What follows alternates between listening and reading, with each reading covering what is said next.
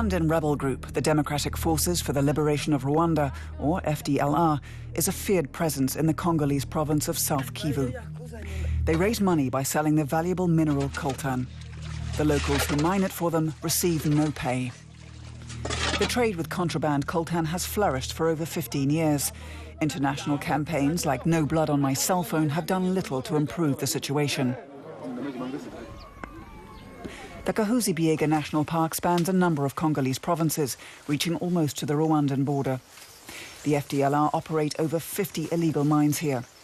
We spoke to the director of the park to ask what's going on.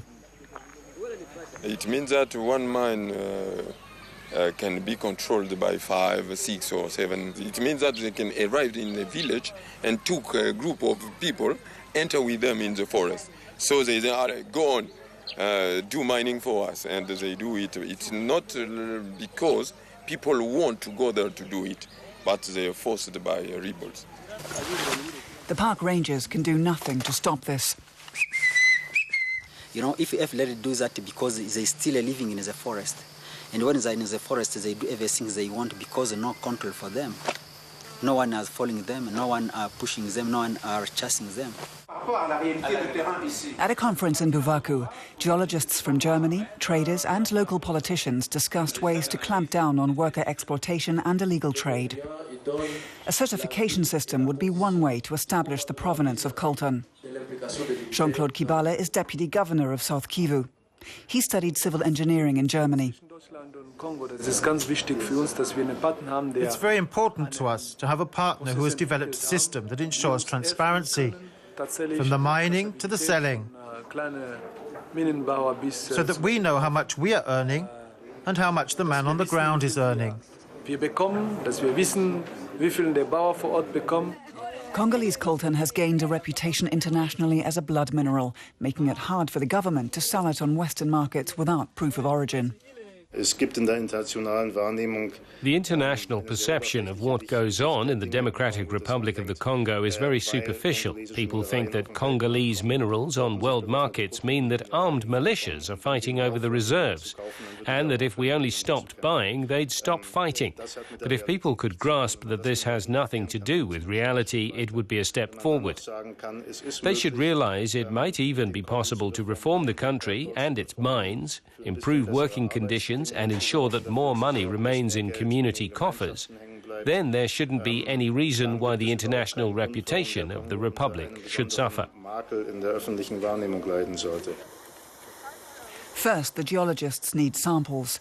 But with few roads in the region, the mines are hard to access. Scientists from the German Institute for Geosciences and Natural Resources face a difficult task.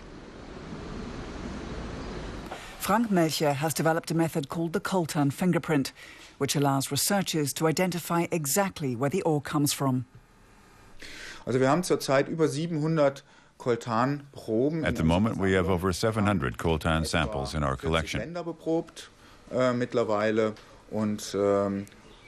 We've taken samples from 40 countries, and we've examined an estimated 70% of coltan that's currently being mined. The first analysis is carried out using a scanning electron micrograph, which results in a precise digital image of the sample.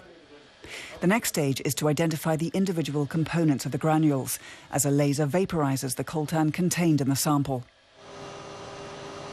This also allows the scientists to determine how old the material is. Der Fingerprint zielt darauf ab, tatsächlich jede. The point of the fingerprint is to provide certification for each mine. In DRC and Rwanda right now, almost every mining operation has its own ore deposit because they're so small. Now we'll be able to tell them apart. The fingerprinting method allows coltan traders and buyers to know exactly what they're dealing with. It could serve as the basis for a clean coltan certificate based on certain criteria. Accurate proof of origin, label or related minimum standards, workplace safety standards, participation of the local population, and environmental protection. In the Congolese Republic, matters are improving with the introduction of new mining laws and training for inspectors.